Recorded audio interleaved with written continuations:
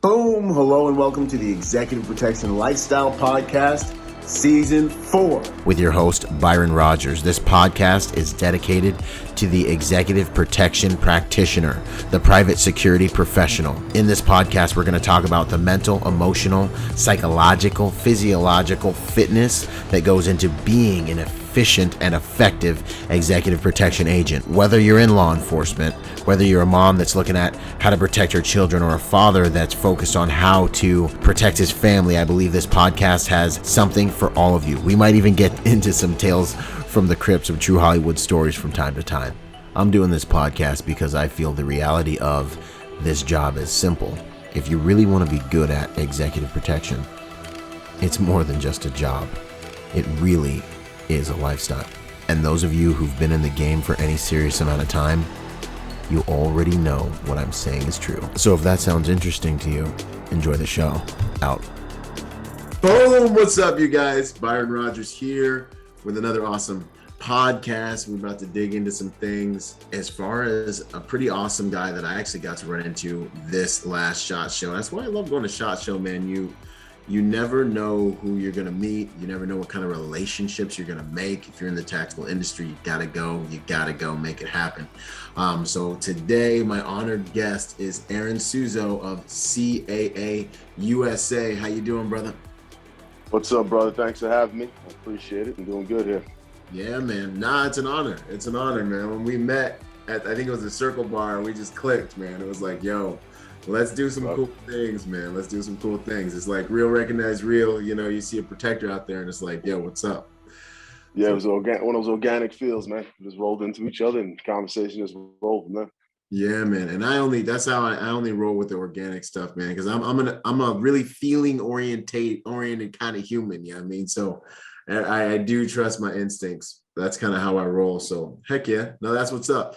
So just so everyone knows kind of your background and why they listening to you, why don't you just dig in a little bit into, who you are, where you come from, and we'll get into the tactical background and all that fun stuff, brother.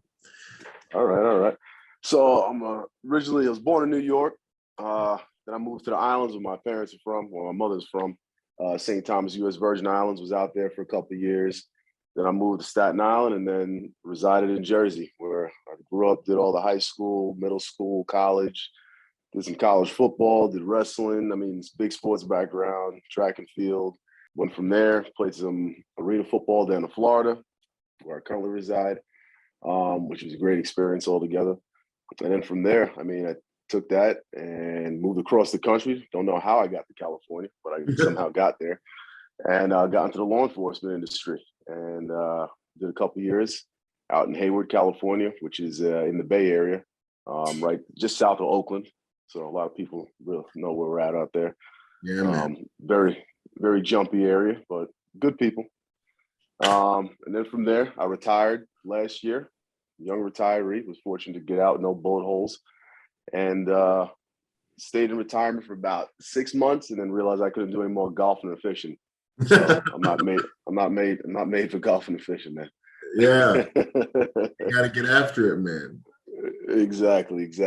And then I had an opportunity, ran into a couple good people here at CAA with the regional sales team out here, and I mean, it's a great thing we have here with the product, with the micro conversion kits that we sell. And then just the world that we're in, the world that I come from, and then obviously you're into. I mean, this just made sense to convert my past to make this my present and to just integrate everything together.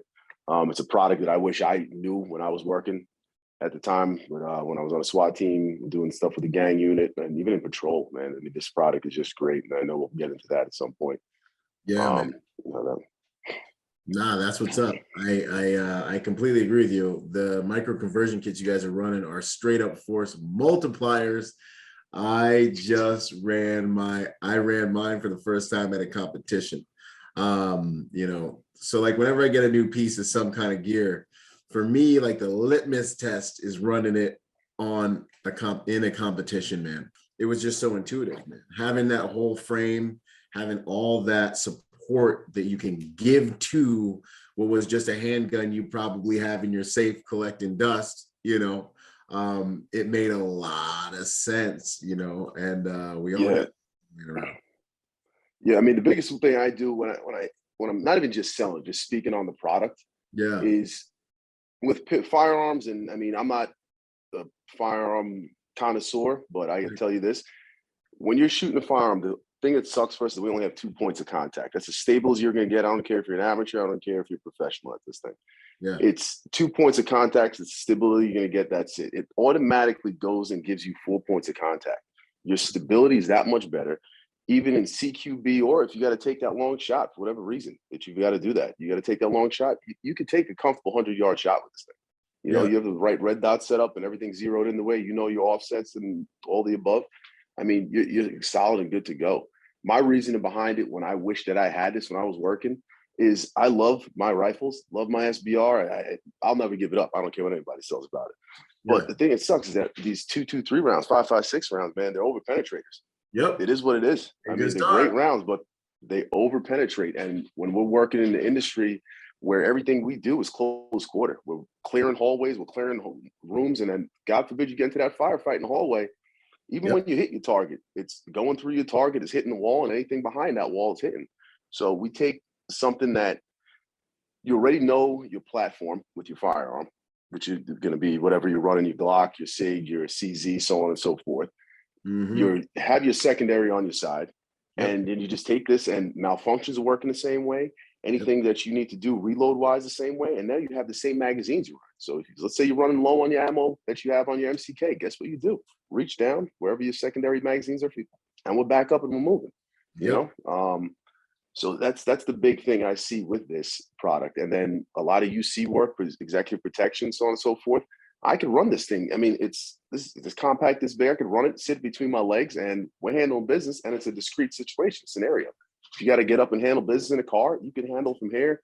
A lot of problems we have with our sidearms is that with striker fired pistols and anything semi-automatic, if you can engage anything from here, that slide's hitting you in the chest. Right. And guess what happens now? Now you add a battery. First shot, you add a battery. We got to start doing malfunction drills and fix things. Yeah. With that, everything's encased in one product. And I could fire that from my hip. I could fire it from underneath my shirt. I could basically you just turned it into a revolver capabilities. But we're working with a semi-auto, you know? Right. So, I mean, it just, like you said, it's a force multiplier. Totally. And it just makes sense.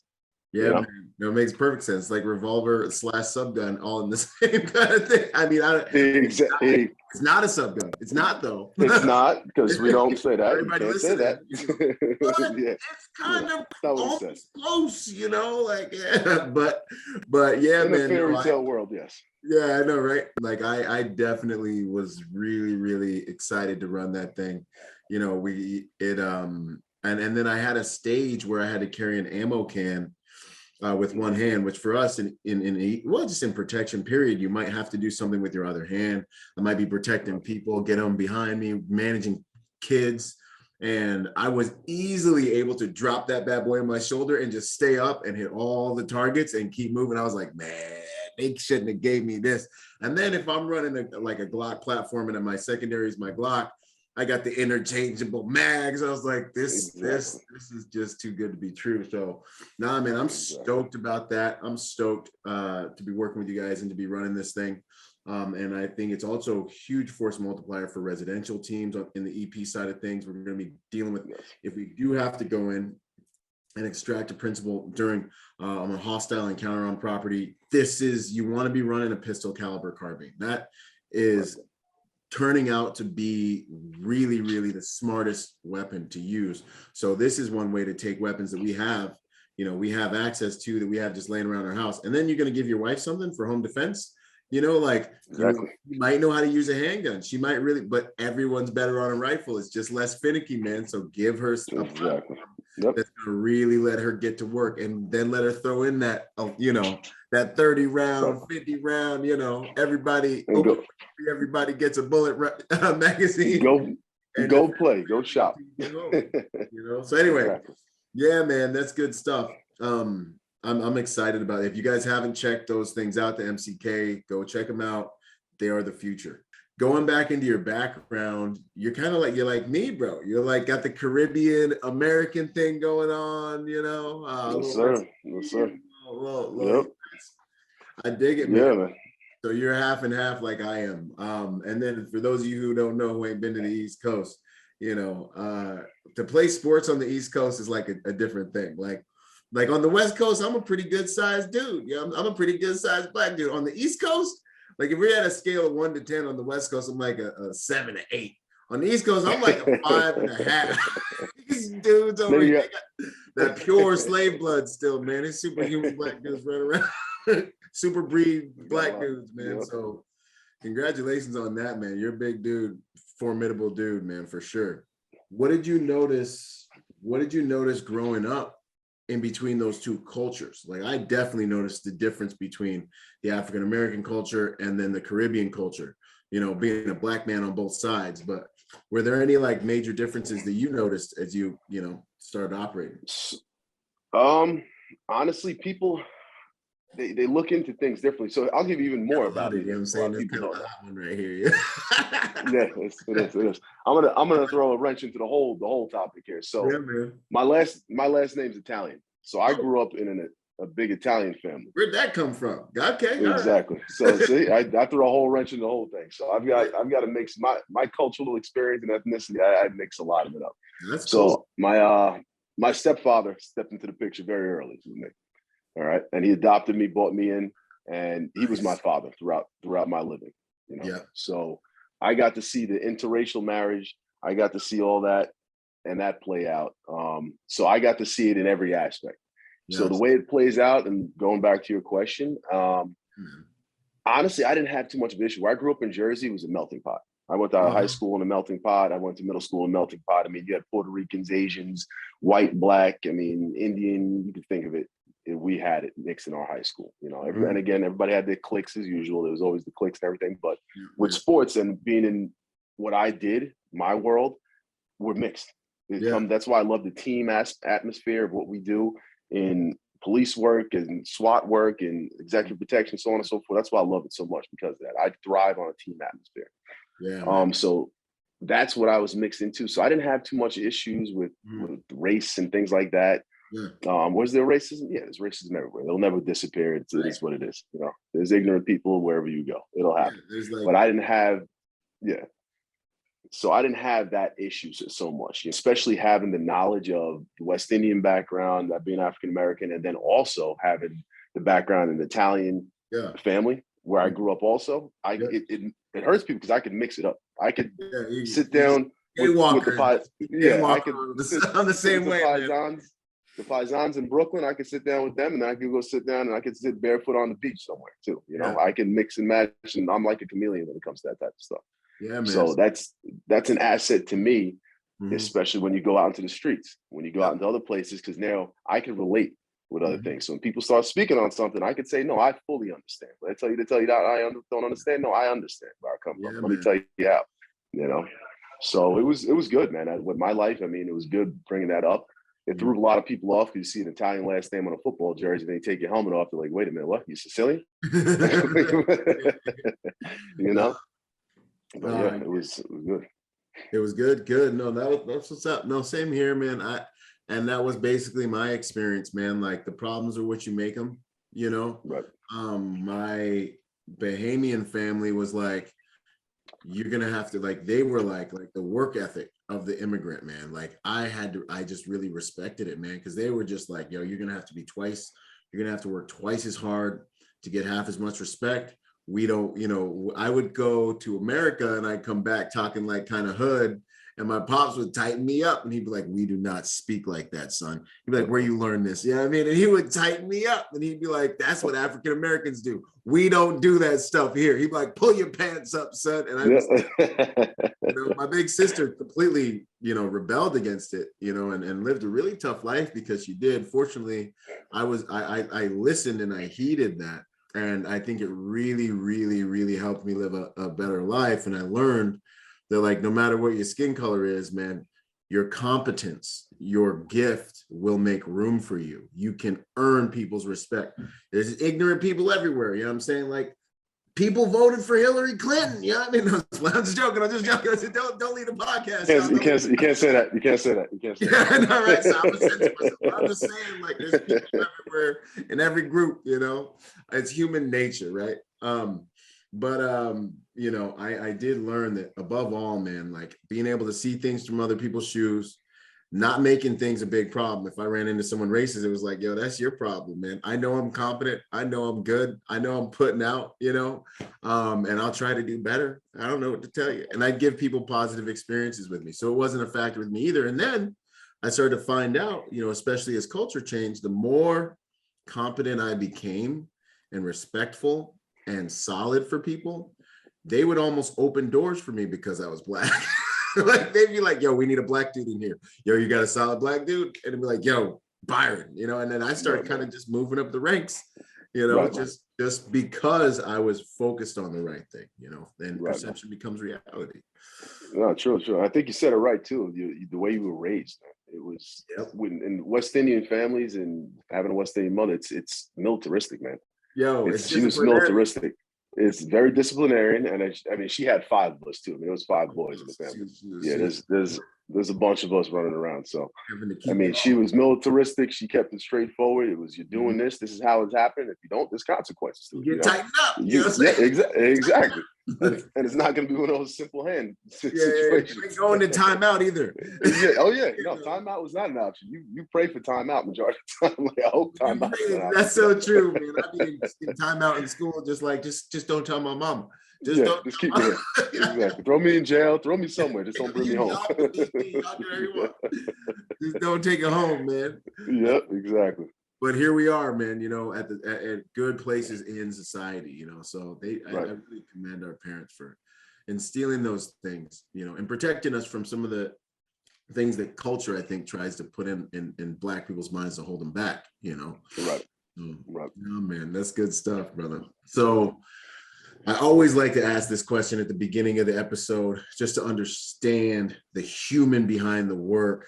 And we got into your background, we got into your upbringing, and then tactical background. What'd you do as a law enforcement officer? So I got on when I was on, it's a 2-year probation period. So I was on patrol for 2 years. But then I got on with the SWAT team, did a lot of work with the gang unit, vice unit, sex crimes. I did some work with them also. My biggest thing is when I got out there, I knew what I wanted to get into. I knew where I needed to be.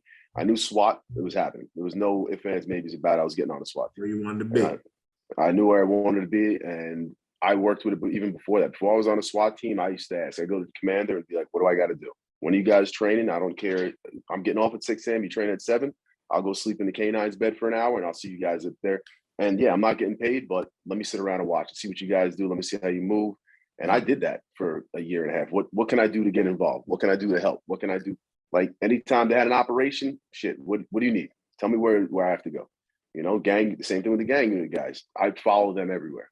Anywhere they went, I'd make sure I was involved with it. I just listened to their radios and be like, okay, they're setting up here. They've got something here. Just you just learn. You sit there, and the way you learn is you got to get involved. A lot of people like to sit back and have people tell them what to do. No, get up there, and you have to be proactive about it. You know, some people are reactive. You got to be proactive about the scenario. So that's awesome. Yeah, I was in patrol, and I built a name and I'm a very humble individual when it comes to this stuff, but I built a name for myself very quickly when I got out there, because I was the guy that if something's going on, there's a pretty good chance either I'm involved in it or I'm on my way over there to get on. You know? So yeah, that was my big thing when I got in, was I was in patrol for the first 2 years. And then after that, I mean, I just put my hand in everything I could get my hand into the time allowed. And yeah, but I loved it. I loved it, all that. That's what's up, man. What would you say about, when I hear that, I hear a cheat code, man. Like, you know, success leaves clues unless you're clueless, you know? So like, to me, I'm just kind of like, okay, guys, like you guys want to get on these special teams. You guys want to get into an EP unit. I heard another guy guest on the show, Dustin, the other day, and he was like, yo, I was doing an interview with a guy, and the dude was like, he was like, yo, you know, I'm kind of new to the industry. I think he was a cop transitioning, and he was like, would you mind if I just like maybe came out on a detail and just like kind of did a left seat, right seat with you guys? You don't have to pay me, just let me come and be involved. And the reality, in my opinion, that shows a character that's like an employer or a team leader in any different sect is going to be like, that's the guy, because it's more than just a job. Like you wanted to get on SWAT because like that was something you wanted to do for you. It sounds like that was a life. Right. Like you wanted to get in the gangs because it was like, yo, I want to do this. Like the money is like up. Like we need the money. The money's a perk. It does matter. It is important. However, the guys that kill it in whatever game they're in, it's more than just a job, you know? And that's what I see there is the cheat code to get in. Just start putting sweat equity in, and your gift will make room for you, man. You will become, the world will compensate you in direct proportion to your contributions. Start contributing as quick as you can, you know? Amen. It's got to be more than just a job, man. 100%, man. No, I totally agree with you. Just be willing to put the time in, show people that you have the accountability for yourself and that you're willing to sacrifice, you know? That's what they want to see as a team. What are you going to give to us, you know? Are you going to be that selfish guy that's like, all right, 9 to 5, 5 o'clock, I'm out of here. You know, no, I'm cool now. I'm with the unit. I'm cool. I'm good. Yeah, I'm cool. I got a patch, this, that, and other. No. And then when you get on, it's not over when you get on. You're going to have to do this. You're going to have to do this stupid shit. You know, you might be older than half these guys, but you have to understand, you got to understand the hierarchy of this thing. Yep. You know, are you willing to deal with it? You know, and then you got to drive the TRV. I want to be on the entry team. Well, too bad. You know what? They told you you're driving. Cool. I'm driving. What are the keys? You know, don't just get in there. And then when your time to shine, man, it's just, you're already there. You know, it's not a question. You've already done so much already that when it is your time, you're ready to step in and be like, boom, I got everything handled, right? I know how to do this. I know how this operates. I know how to make this happen. Somebody went down. Guess what? I know this position already because I've been sitting here watching this for 2 years and I'm already ready to go, you know? And that's what people don't take consideration when they go for a lot of these positions. Is like, man, don't start now. You should have been starting this shit 3 years ago, you know, 2 years ago, a year ago, you know? But it's like anything else we do. What do? We do a briefing. We have our debriefings. But before that, we have the intel pickup. We got to sit there and build up your case before you get out there. Why not do the same thing in life when you're pushing for something? You're studying, you're getting ready to go, then the test comes. You know, you don't study during the test. No, 100%. And, you know, like, I think the reality is you need time to become the person. You know, people want these titles and all this stuff, and they want to be cool with the cool dudes, but you need time to become the person that can be depended on. Otherwise, you'll get crushed under the burden of the blessing. You know, you want to be on the movement team. You want to be on the movement team. You want to be on the movement team. Okay, cool. But are you mastering the residential team? And are you taking notes? Are you studying the movement team? You know, you might think you know what you have, but why is that team leader not putting you there? Because he's still watching you and he knows you don't yet, you know? So you got to become. It's not about what you're doing, it's about who you become, you know, and who you become is about what you're doing, you know. So now I dig it, man. I love that stuff. What would you say? Who are you at your core, man, on the deepest level? Man behind the work. I'm a humble person, man. I'm an easygoing person. I'm more of a family type guy. I like to sit back, relax, and you know, I might be another person when the switch goes on, but you know, when it comes to me, this is mild-tempered individual. You know, I like being behind the scenes. I like people not knowing.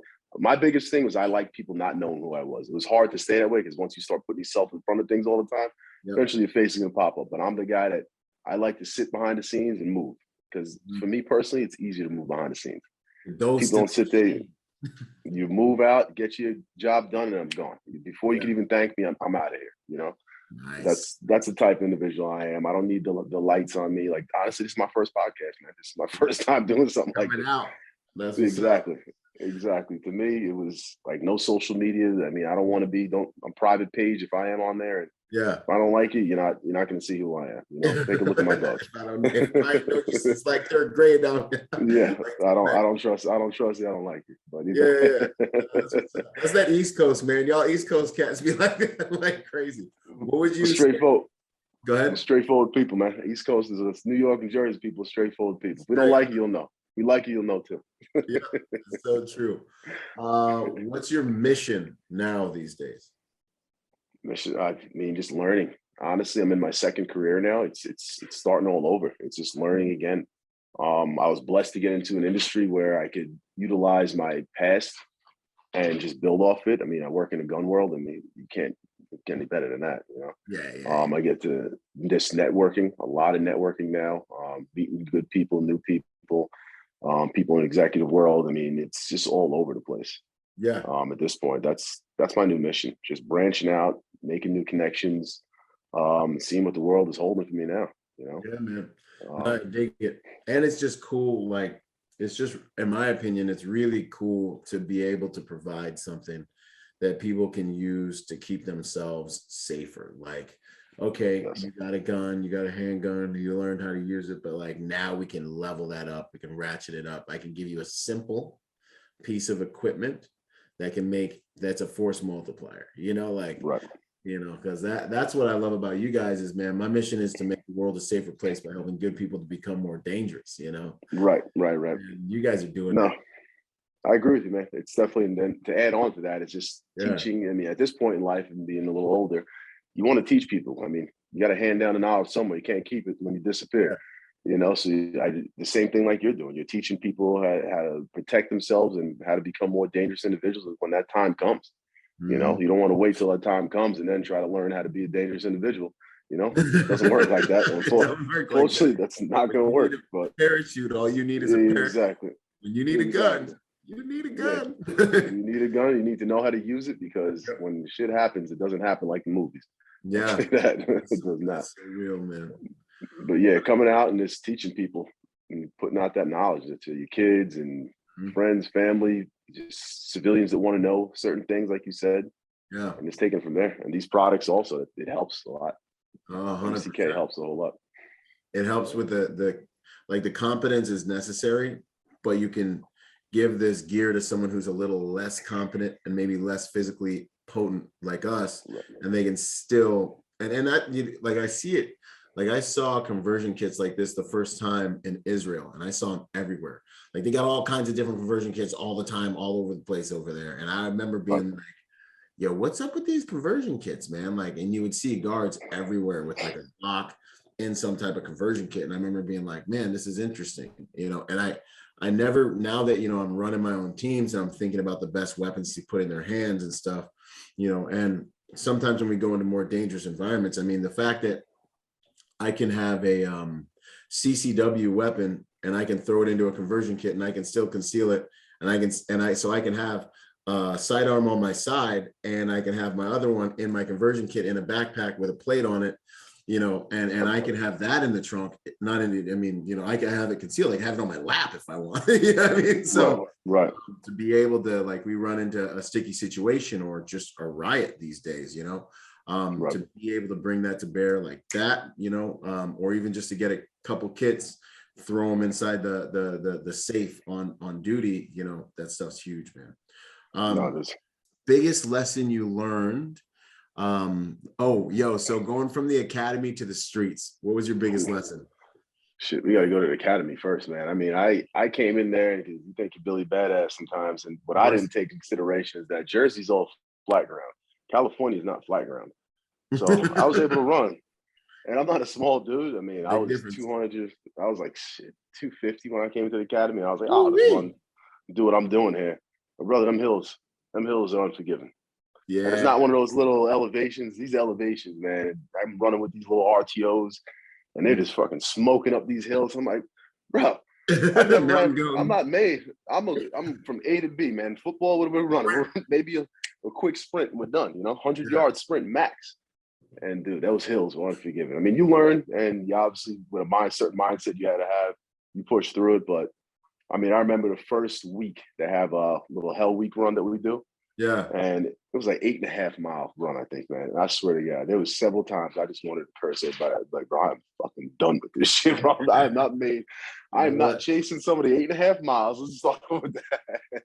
Right. But yeah. But the thing is, it builds up and you get to see who really wants to be there, That's what it comes down to. Because a lot of people quit after that little run. You're like, all right, man, if you're quitting with this, then there's going to be a life or death situation. It's going to be a whole lot harder than this run. Yeah. And where's your heart at? Now. Exactly. Where is your heart at this point in time? Yeah, man. But yeah, the academy was fun. You got to build a lot there. Patrol, it was good, man. I came out the box literally firing. Yeah. So you go on your 6 months after the academy on your FTO phase. I had some good FTOs. I actually had some great FTOs. Guy by the name of Scott Novice was my primary. Cool, laid back guy. Kind of let me do my thing. But the biggest thing I feel like in FTO is just the knowledge. The knowledge, give as much knowledge as you can, and then your officer safety. Those are the two big things. Write reports, you could do that later. We can sit down in a safe spot and do that. But your officer safety is huge, which these days, I mean, you have to dig into that stuff as you see more and more stuff happening and more people are taking shots. And then, just learning the routes. That was one thing I had a hard time with, being from Jersey, not knowing anything. Yeah. I mean, I had one FTO that he let me learn the hard way a couple of times. That he kind of let me drive to these calls, and I'm like, I don't know what the hell I am, dude, because they won't let you use you can't use GPS. So they give you this map. You have this map, and you got to sit there and like read a map while you're driving. You're like, bro, I don't know where I'm at right now. You know. And then what my thing was, I was like, you know what? I'll just cheat the system. I'll just stay on the main road because I know this main road goes north and south, and I'll steep this, and I'll go left to right off of there. He's like, nope, get off this road and start figuring out these back streets. And in your head, you're like, yeah, you make my life hard. But as the months go on, you start realizing you're never on this main road. You're always chasing somebody down some back road. You don't know if you're north, south, east, or west. And then the biggest thing out there is you got to know your direction. You got to know where you are, because God forbid you get into some shit. You got to tell people where you're at. You don't know where you're at, nobody could come find you. You go down, you kind of shit out of luck. Important piece of information on the battlefield, where you're at. Yep. Know your location. Yep. So yeah, that was good getting all that out. Out of FTO, and then shit, I was 2 months out of FTO, and then I got my first shooting. Really? So came out. I came out firing, man. I think it was I came out August. I don't remember the dates, man. It was a couple months right after FTO. I got into my first shooting, so I learned very quickly how to deal with critical incidents and how to deal with all that BS. And one thing I'll tell you is that these shootings don't happen the way you think. You think that you're going to go into this gun battle and that it's going to be lined up perfect and you know where everybody is. You're John Wick on, you know what I'm saying? You're John Wick, and I'm out, I'm up. You know, I had the perfect line of sight. And there's nobody in the way. There's a perfect backdrop. No, the shit did not happen that way. Yeah. You know, it was, you should just talk about it, man. It literally happened. I was sitting there, I was down in South Hayward, right off of a spot called Tennyson. And that's where we do our little hunting ground area. If you want to go find something, it's there. When you look for your warrants, there. That's like when you there's go. Always they're gonna pass that route. They're coming that way at some point. So I'm there. When we had these little park rangers, put out a call. He just got in an accident with some RV. It sounded like just some regular accident. Yeah. And legit, I could see where I'm at. It's about a quarter mile away. I could legit see this happening from where I'm sitting. So they call out, he got in an accident, and he got into some altercation with a guy, and he maced the driver. Okay, that's what I got. Got basically a disturbance and two guys arguing. Yeah. Like a fender bender, two dudes are mad about it. Exactly. Any civilian would sit there and see that. Any person would hear that and be, all right, whatever. I'm going over there. I'm going to write an accident report real quick, and I'll be moving along back to what I'm doing. Yeah. So I pull up. I'm the first one pulling up on scene, and my partner she just clicks on the mic real quick. It's like I'm on my way too, and then all of a sudden she said, dispatch comes over, says we need her. He says he needs us code 3. So I'm like, all right, I'm already here. I'm 97. I'm here. I get out the car. There's the RV is kissing the front end of the truck, and across the street there's a quinceañera going on. Bunch of kids all over the place. All right. Oh, Rangers standing in the middle of the road. Now we start seeing, when I tell you get your spidey senses running, and they tell you when you know what's gonna happen. That's another thing too. That is real. It is a real thing. So spidey senses start going off. They're tingling. I park my car, and as I'm parking, I'm kind of, something tells me, angle your car off, because we have ballistic doors. And I was like, angle my car off. Something's telling me that I should not, I'm going to have to get out of here quick in a second. Yeah. So Ranger's standing in the middle of the street. He's giving me this dumb look on his face. Like he's not saying anything, but he's just standing there in the middle of the street. I'm like, dude, what the hell's wrong with this guy? So I angle my car off, so I can open my door, and God forbid the dude comes out firing, then at least I can jump behind my door real quick. And I'm asking the Ranger, like, where's the guy? Not saying anything. Where's the guy at, man? Like, tell me so I could put out some traffic if he took off running so we could get somebody to go up. Not saying anything. All of a sudden, the kids across the street, everybody across the street, he's got a gun, and he's in there. And I'm like, wait a minute, what the fuck just happened? I thought we went from an accident. That dude's got a gun. Now we're going hot. So, exactly. So now this all happens within a matter of probably a minute and a half, but it seems like it's a fucking eternity. This is all the information I'm taking in. Yeah, man. And so as they're saying this, all of a sudden I see the RV start moving, like somebody's running inside of it. And I'm like, oh shit, somebody's in the fucking RV. So I'm like, let me get my car out the way. So all of a sudden, RV starts up. He sits down in the front seat. As he sits down, starts up the RV, and he starts taking off straight ahead. And as he starts taking off straight, he's trying to get away. But the way he's getting away is he's ramming parked cars. So he's kissing this other truck. So he's ramming parked cars that are parked, and he's just pushing 3, 4, 5 cars. And I'm like, oh shit. I'm like, first of all, I'm like, I didn't know RVs were this fucking powerful. That's what I was thinking. I was like, yeah, it's an RV. I had no idea that was pushing all these cars. Powerful. Yeah, so he's pushing these cars out. My first thought as a rookie is like, let me ram my car into it. I'm like, but wait a minute. This dude just pushed 7 cars out the way. My car ain't doing shit to this thing. I'm driving an Explorer to this point. So I'm like, all right, let me not do that. So at this point, I'm putting out, he's ramming, blah, blah. He's trying to take off, get away.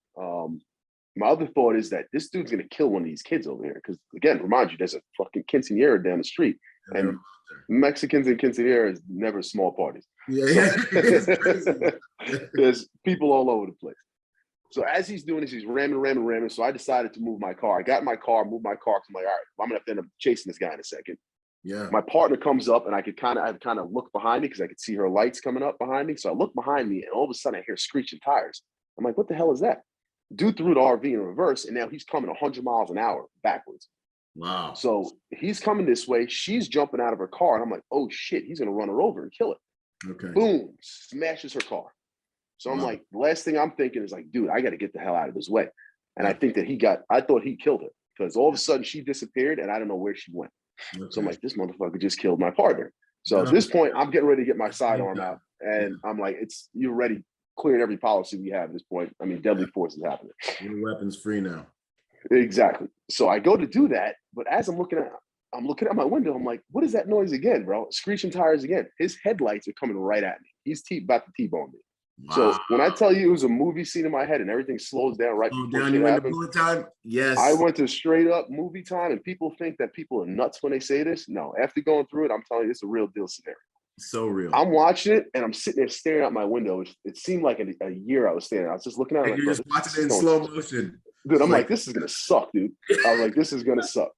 Yep. So he's coming at me, and my windows were up, and he slams T-bones. Boom! My windows all blew out like a movie. The slow motion, everything just blew out. Yeah. It's crazy how conscious you are. Like, it's crazy how when I've been in those situations, it's crazy. Like, to think back at my thoughts, like how calm I was. Like, oh man, this is about to happen. I'm gonna I can't get away from this. Yeah, there's no way out. You're like totally calm in your head, and it's like happening, and you're like, yep. Wow. You're running through like everything you're taught at that point. You run through all the problems. Can I solve this? Can I solve this? Nope, nothing I can do here. I'm gonna have to eat this one. Yeah, I'm gonna have to eat this one. Exactly. This one I'm gonna have to eat. So at this point now, he rams my car. Boom, windows blow out, everything like that. And now my car is sideways, and he's pushing me into the curb.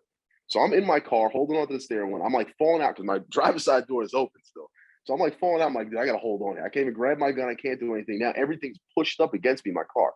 I can't get my rifle. I can't get my sidearm. And this dude is within 2 seats away from me. I could end this right now if I had my gun in my hand. But I can't get anything because I'm crushed up against the damn car. I'm trying not to fall out of the car. So I remember looking at this guy's eyes, and bro, he was tweaking, high as a kite. Because I looked him dead in his eyes, and he was just looking at me with that crazy look, and I was like, crazy, dude, I'm like, bro, pupils going all over the place. I can tell you exactly what each eye was doing at that point in time. I was like, this is crazy. Yeah. So eventually, he's committed. Oh, he's fully committed at this point in time. So now he's driving, and he's driving towards the kids. My car is starting to break off because he's trying to get away now. Yeah. So he's breaking off my car. My car somehow doesn't flip over, lands. And then he's driving towards the kids. So I'm like, dude, he's going to kill every one of these kids. I'm like, legit, he's going to drive on his front lawn. He's going to take everybody out. Wow. And that's like one of my key things. I can watch dead bodies. I can handle business with kids, but I can't watch that shit. I can't see kids die. I hate that. Impossible. So out of the corner of my eye, I see my partner running down the street. So I'm like, oh shit, okay, she's alive. Thank God. Yeah. So I'm jumping out my car. She gets in front of me. He ends up crashing into a van and gets stuck on the van. So as he's stuck on the van, we're able to get up on the car. She fires one shot into the car. We're giving him commands. I don't know if she hit him at that point or not, but we're giving commands. And now I'm probably 5-10 feet away from the car, and he's at gunpoint. We're giving commands. He's not moving. He's reaching around the car, reaching. Yeah, Gave him 2 commands. And that was it. I'm like, it has to end now. I dumped my gun into this car. Dump my gun into him and in the car. Right. Reload, come back up, get on him. He's down in the car. We're putting out trap. I'm like, there's no way you survive this. I was like, nobody survives that type of shooting. Oh, the yes, amount of bullets mother freaking dudes. Yeah. Game's not over yet. Yo, man, this is a marathon, bro. Like, yes, this is like the chapters on this, you know? Oh, there's chapters on it. Like when people think that the one gunfire, it's going to be over and they're going to stop. No, that's not how life works. Absolutely it does not work that way. The human body is amazing. It does amazing. some crazy shit, and on drugs, it does even better shit. Yeah. So the dude goes down. He's down. I'm like, all right, there's no way he survived. And in my head, I'm like, all right, I can take a second, relax, and figure out what the hell just happened. Yeah. Take a breath. No, a second later, dude sits up and looks at me. Okay. I'm like, no fucking way, bro. I was like, no way you survived that. And then he's talking, he's speaking in Spanish. I'm like, bro, how the fuck? In my head, I was like, bro, how did you just survive that, bro? Golly. It was the day before Halloween. That's what it was. It was the day before Halloween. So I'm thinking in my head, zombie. I'm like, bro, zombies. This real. dude's a zombie. You know what I'm saying? I'm like, no way. So at this point, we got him a gun. He's all torn up. There's no way he's reaching for anything. I can see clearly his arms are ripped up. His hand is whatever. He's combat ineffective, at least, maybe. Everything besides from his neck down, he's hit, besides a headshot. Yeah. So we eventually get him out of the car, strip him out of there, cuff him, everything. And at this point, as a cop, you get tapped out. So you secure the scene, and then you're gone. You're off the scene, and then you got to go do your whole part that nobody else sees. And this is where you feel like you're a suspect at this point, because it's literally suspect, bro. And that's the thing about it. Like, people. And that's the thing that people don't tell you when you get into these shootings. You think, oh, it's just a shooting and then you're done. No, the hard work comes after the shooting. The shooting is the easiest part of it, honestly. The scrutiny comes after the shooting. Yes, you get the scrutiny. There's the unknown factors. There's a lot of things that happen. So you have the three battles. You have the shooting in the scene. You got the after effect, and then you got the mental portion. You got to battle through all that stuff, which is a whole nother conversation that people don't have enough and that you need to have, because there's a lot that goes into that. So they pull you off the scene, everything. You get your one representative, then you get what I call the babysitter. Somebody's got to sit there and watch you. You can't move anything. At this point, you got to know where everything is on your body. You got to know your vest. So if you have an outer carry, you got to know where everything is. Your magazines, you got to know about how many bullets you shot. Like, there's a lot of factors. You're still coming down from being flooded. You're still up. You're not coming down for another day. You're still up. For like 72 hours, you're still like. You are still up. Yep. So yeah, you do all that. They take you in. You get fingerprinted. They have to do that. They collect everything is collected. They take your gun. They give you another gun, but it's like you gotta know something. What's that? But it ain't your gun. It's gone now. It's gone. And if it was your gun, it's gone. You're not getting that back. That's another factor you got to talk about, which the MCK comes into play, which is great. So yeah, you go through all that, and then you get your lawyer and all the above, and so on and so forth. That process takes you're there probably for about 3 hours. So after that, you normally don't talk to your lawyer, or get your interviews done until the next day. So you get to at least try to go to sleep, and if you got to go to get medically cleared, like I had to, because I was banged around by a car, you think you're fine until the next day, and then you're like, God, my neck, dude, I don't know where that came from. Yep. Then you got to do that. So it took me 12 hours. I didn't even do my interview before I got home, and I was at the hospital for another 6, so on and so forth. So that was the first one. Got cleared on that. Everything was good. Thank God no kids died, because that was my biggest thing. After that shooting was done, I honestly didn't care about him. I was like, did any kids get hit? And I was like, are there any kids underneath that car? If they are, I'm not walking in front of that car right now. I can't look at that right now. Yeah. So nobody was good. Everybody was good. Fortunately, I worked for a department also that, I mean, if somebody hears shots fired, I mean, you got the world coming. I'm not concerned about anything. The world is coming, So I work in a department where that's one good thing, where some departments you see and you're like, dude, where the hell's your backup? Like, you're yelling out shots fired. You're telling them, like, I've got one at gunpoint. It's like, contact. Come on, guys. Like, dude, you need somebody code 3? No, he just said shots fired, dude. Go, So that's a cool thing there that I had. My ears were ringing. I thought I was deaf. But what happened, my earpiece fell out, and I didn't realize it was hanging, so I could hear dispatcher barely. And I'm like, bro, I'm still so disheveled. I'm trying to figure out where the hell my earpiece is. Yeah. So yeah, that was the first one, man. That was a trip. And obviously there's more to that. Yeah. The mental battle and things. But yeah, that was the first one, dude. So I came back right after that. I took 2 weeks off, came back, had to go do my psych thing and everything. And dude, almost getting to a shooting my first day back. What? First day back, swear to God. First day back, same area. Same street. The hunting ground. Bro, I went back down there and I was doing my gang unit, following my gang units around, doing everything like that, bro.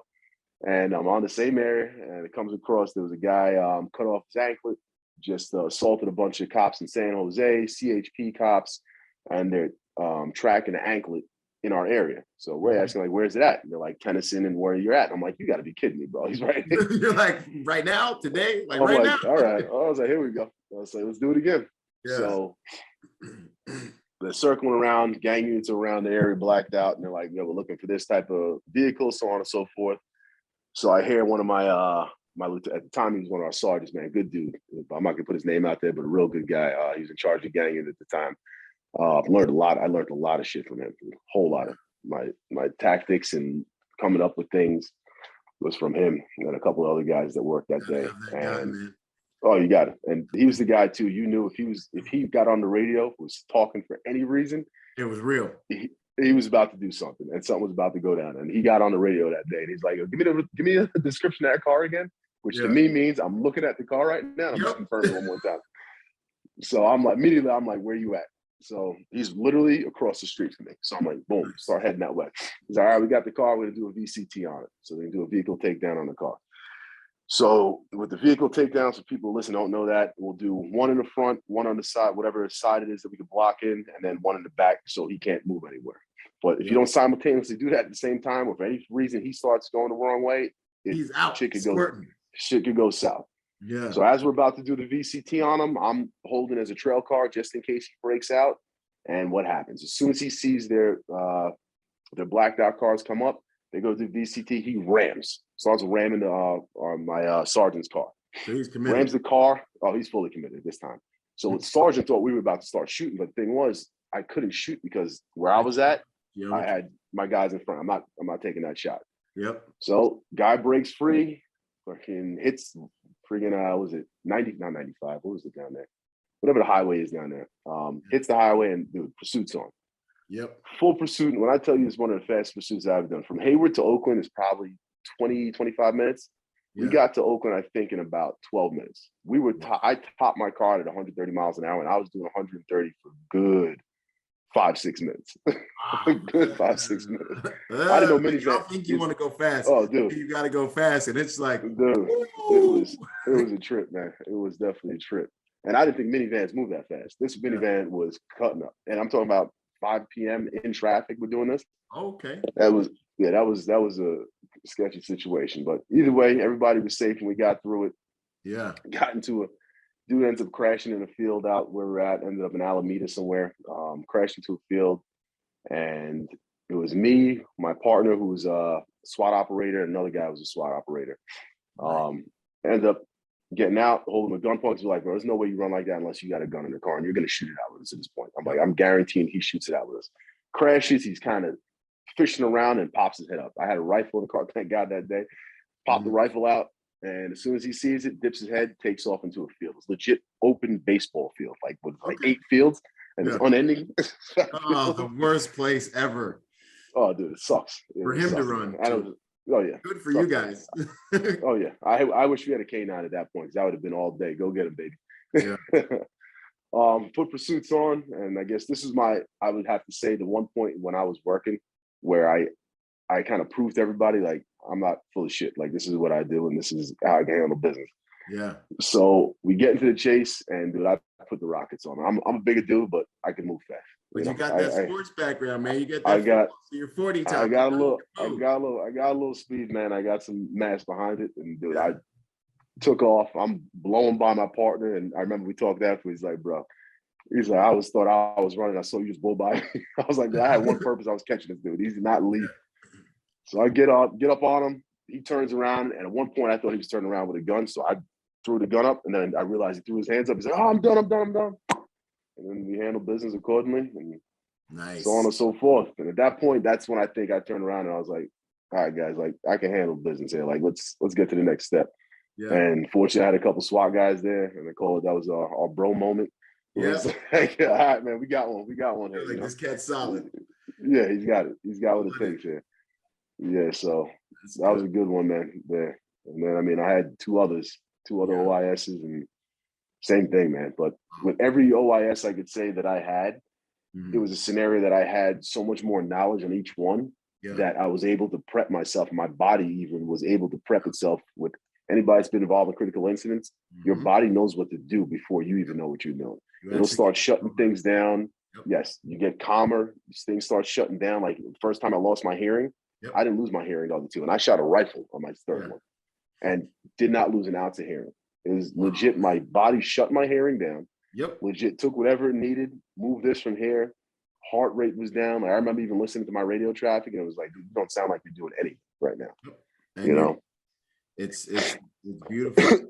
I couldn't agree with you more. I was doing some training with a protector, and he was getting all kind of like hyped up. Like he was like, yo, he was like, all right, and we're about to do force on force. And he was like, I'm just getting in the zone right now. And I'm like, homie, you need to just calm yourself down. What's going to happen is going to happen, man. We've either lived the lifestyle and done the training to win or not. This is our game plan. Let's walk through it, because I believe the stress inoculation training is so good to get you as close as you can get to being able to manage those nerves, manage all the shakes, and to be able to just come on the mic and be like, hey, I'm here. I need this. I need that. Find work, turn a kid up, like do your stuff and stay in that zone, man. And that's really the major advantage I think experienced protectors have, you know. Well, it's the advantage and it's the disadvantage, because these hood rat cats are out there doing hood rat stuff all day and all night. That's their job, you know. Your average protector, like even just a normal person who's trying to protect their family, they're just trying to do their 9 to 5 and live their life. But guys like us that have been in these types of situations, I think it's why we're so valuable, because when the heat gets turned up and chaos rears its ugly head, we're the guys that are going to be calm and be able to navigate through that stuff and lead and shine, man. That's awesome, man. I'm proud of you, bro. Yeah, that's huge, man. It's definitely huge, like you said. Yeah, so it's knowledge and time, like anything else.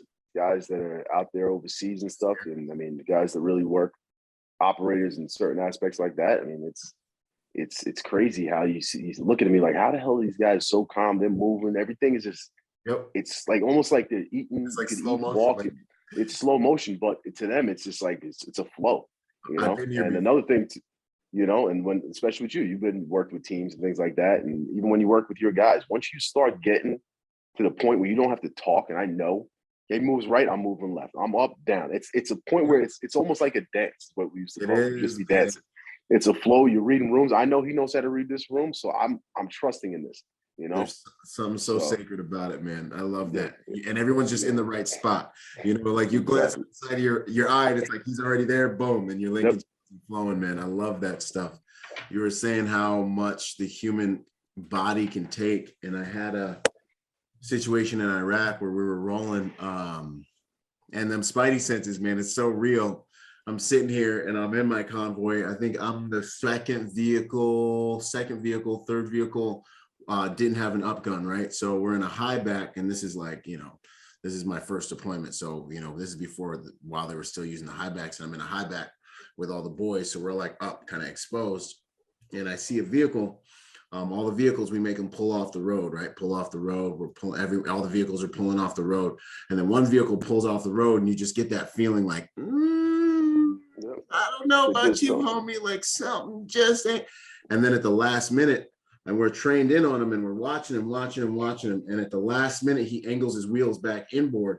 The vehicle behind me didn't have an up gun on it. And I'm just like, and I just remember being like, Foster, check this blue Opal coming up on your left. And sure enough, man, he hits the gas, boom.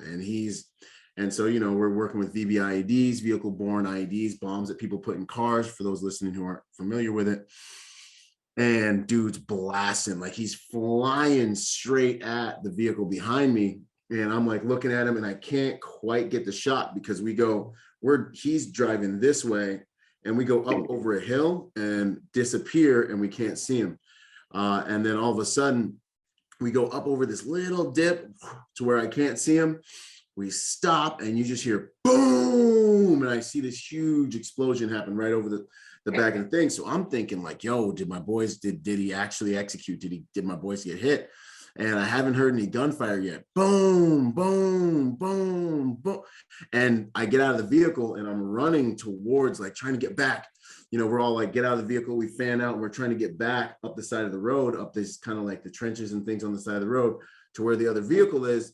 And then there's another explosion, boom. And then there's another explosion, boom. And I'm like, yo, what's going on? Like, this guy have a whole battery of, you know, like, what's going on? Boom, boom. Turns out dude had, I don't want to say it was like 200 and some odd pounds of explosives in that vehicle. He had like 7 propane tanks rigged to explode, but they wired it incorrectly. So they exploded. They all exploded one by one by one by one by one. God. So this thing's going ham, boom, boom, boom, boom, boom. And we're running into the explosions, trying to get to where I can get eyes on and actually get some shots off. And as I'm running up, these explosions are still happening. And then so 7 propane tanks blow up in this car with my man, with my Mooj dude, with Mooj. Mooj, my man. And all of a sudden, like, the dust settles and like debris is falling all around us. And like, we're looking at the vehicle. Now he pulled up the 7-ton comes around. So we have a 7-ton now with a whole squad of Marines in the back trained in on this vehicle. We have the up gun trained in on the vehicle. He didn't make it to the 3rd vehicle before everything blew up. I don't know what happened. I don't know if they shot it or got it to initiate somehow. And he is just in front of all of us. We're in like a half moon shape, and this thing is just blowing up, and it finishes blowing up. And we're just like, wow. And then at the end, all of a sudden, you hear this like rustling around, and you're like, get the hell out of here. No way. And this dude, no, bro. Can't get out the door.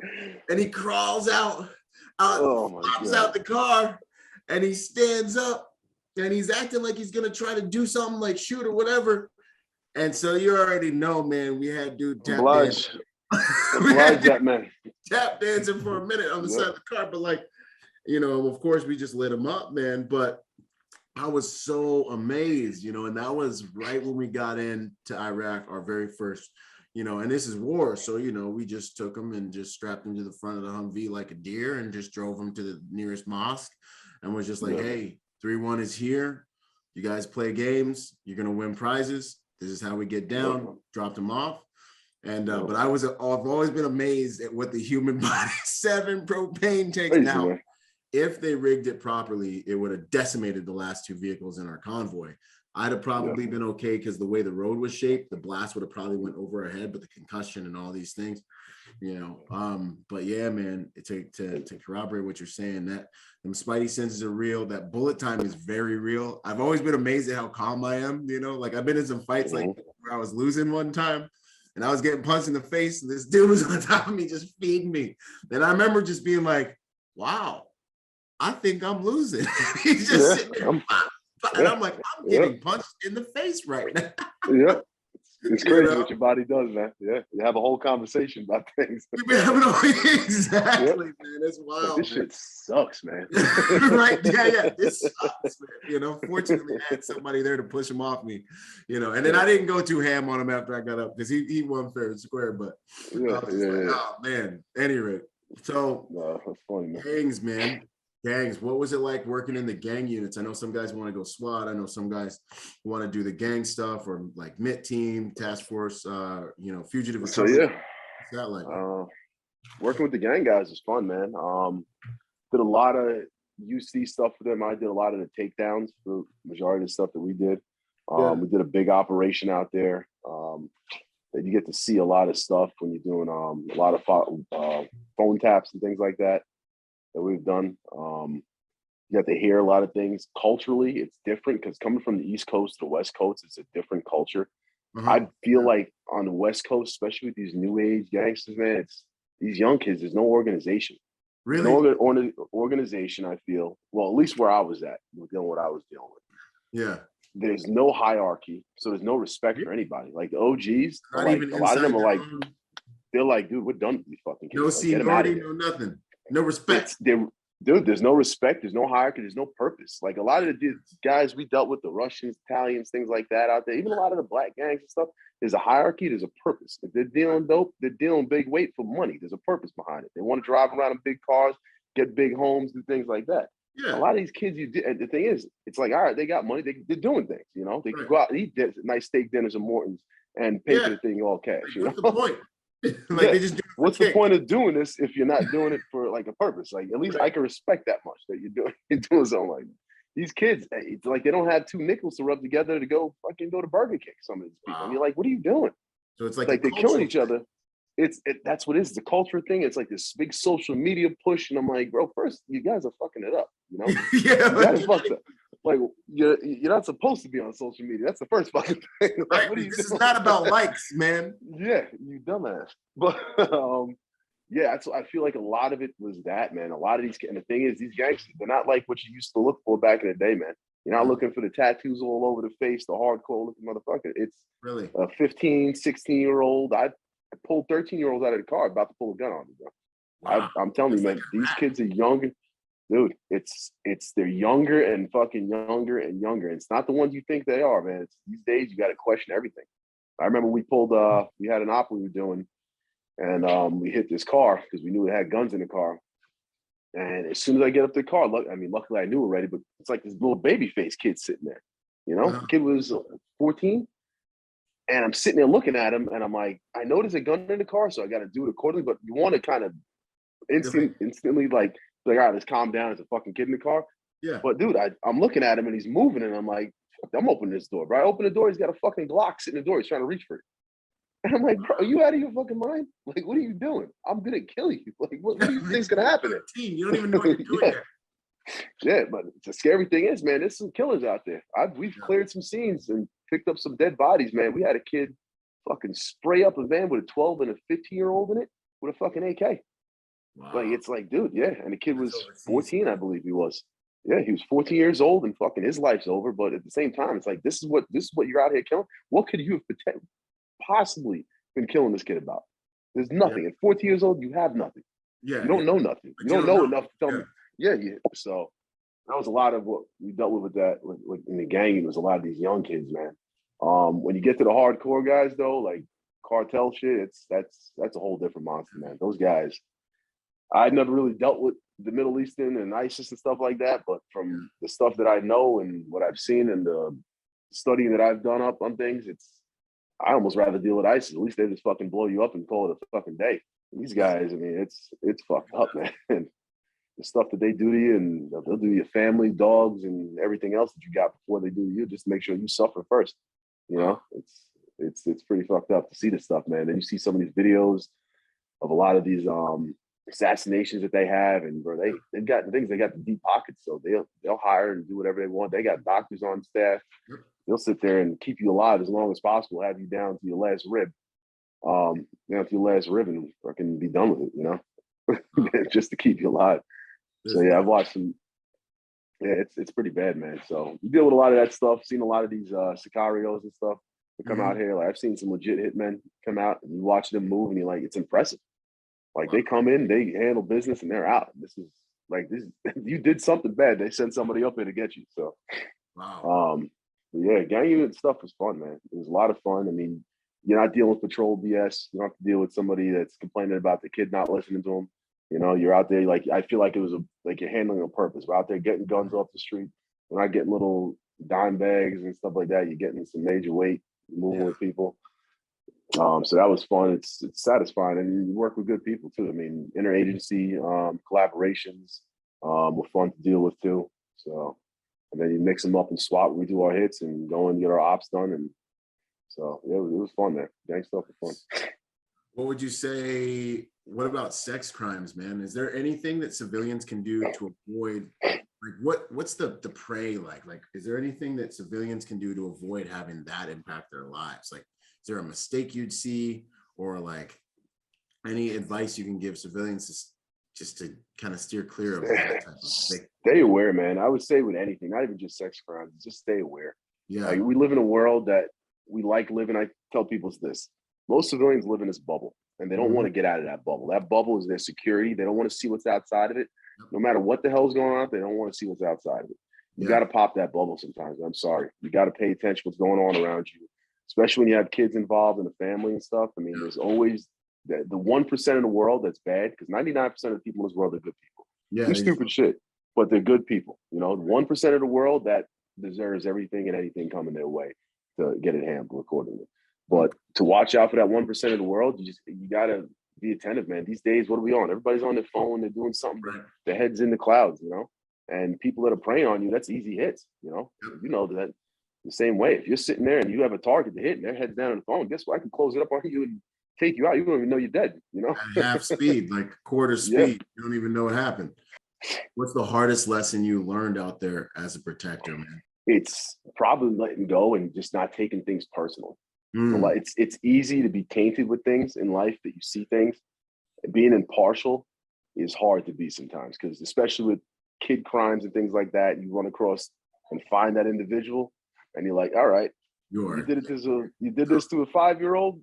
All right, you've got a 35-year-old in front of you that can handle business accordingly. Let's play a game, Yeah. Let's close the door and see who comes out of the room. Yeah, exactly. That's what you want to do. But being impartial and patience, man. You got to be patient with a lot of this stuff too, because as human beings, we want instant gratification. A lot of this stuff, and working as a police officer, especially, you're not the jury and the executioner or something, and you have to understand that, and it's hard to not to want to deal with certain people accordingly. So I would say that definitely was a big part of it for me, because I'm the type of individual that I want to be like, all right, you hurt a 6-year-old. We can fix it. I'll take care of it. Fix you. Yeah, I can fix it. I'll deal with it. She's fucked up for life, or he's fucked up for life, but now let's deal with you now, So yeah, that was the hard part, was just getting away from that. And then it's learning to actually, I'll take that back altogether. Learning to speak about shit. That's what it was. Learning to get out everything that you keep in. Because as human beings, as men, what do? We keep it in. We think we're solid all the way around 24/7. It's not true, man. I mean, I'm a humble person.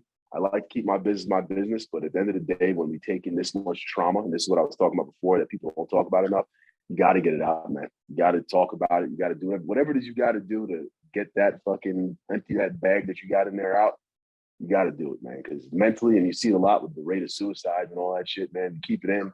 We're strong people, we're strong men, women, all the above, but there's only so much you can keep in there. The way I'd like to do it, talk about it is, I forgot who said this, but it's like having a backpack on, man. And every time you take a step, you put a pebble in it. Every time pebble is that piece of trauma that you took in, or critical incident you've seen.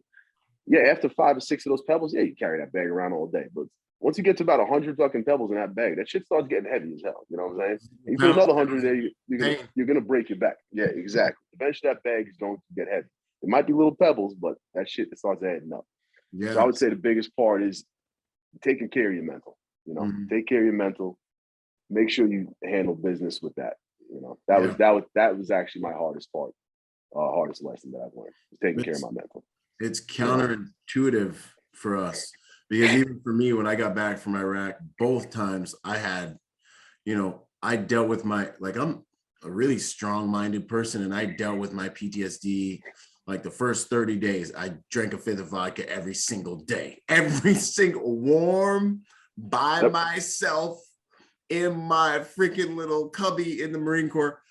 Nighttime would come and I just would get angry. Like I just was pissed. And I was just like, and I just remember being so pissed. And I remember being like, yo, I need a drink. I wasn't old enough to drink, to buy alcohol yet. I was just old enough to fight in the war. So I had my homie go and grab me a fifth of absolute vodka, and I would sit there and just punish myself and just drink it. And then after about 30 days, my liver started to hurt when we go and run. My kidney and my liver started hurting when I go and run. And then fortunately, I had the wherewithal to stop, and then it would take about a year for me to feel normal again, like in civilian life. And then it was time to go back to war, and then because we'd be back for a year and then kick back off. And I did those 2 deployments. And then when I got out of the Marine Corps, I didn't realize that I was addicted to dopamine. Like I was addicted, because I'm an intense human already. So I was addicted to like that feeling of going fast, going hard, being in that world where everything is so intense all the time. And I was always, I started chasing that high, and I got mixed up into all kinds of things, drugs, and like just all kinds of things. Now, fortunately, I was extremely high. I was extremely high operating person. So I could while out at nighttime and then show up in the morning and be effective. But years for me to really step back and be like, yo, what are you actually doing right now? You know, and I had to tell stories, you know, I had to process out loud, just exactly what you're saying, and talk about it and talk about it. And I even started keeping a journal and writing it out because I had to get it out and start normalizing it and processing it. And, and then I changed my environment. I moved to Florida, you know, and that stuff really helped me navigate that. But I'm fortunate I didn't die in the process or end up in jail doing something stupid. And, you know, I think a lot of protectors need to really listen to that, man, because it's sneaky. It's sneaky. Yeah, no, it is, man. It is. And another factor about that also, you know who I was talking about this for a brief moment? Shot show was Tony McBride. We had a conversation about this. Yeah. So she obviously got into her business out there with it. And it's a conversation that you can't have it with everybody. It's not like one of those things, even in a relationship. Can't talk to your talk spouse. about exactly, because if they don't, and the thing is, we expect them to understand, and that was my problem. I expected everybody to understand. Yeah. So I'll sit there and like, I got into one of my shootings, and I was dating somebody at the time, and I was like, oh yeah, I got into a shooting, blah blah blah. This happened. It was kind of like you want a certain reaction, you expect it, and you don't get it, and you're like, what the fuck? Did you hear what I just said? Like, and they're like, do you want Cheerios or do you want? Oh, bro, you're like, and then, exactly. And then inside you get infuriated because you're like, bro, are you fucking listening to me?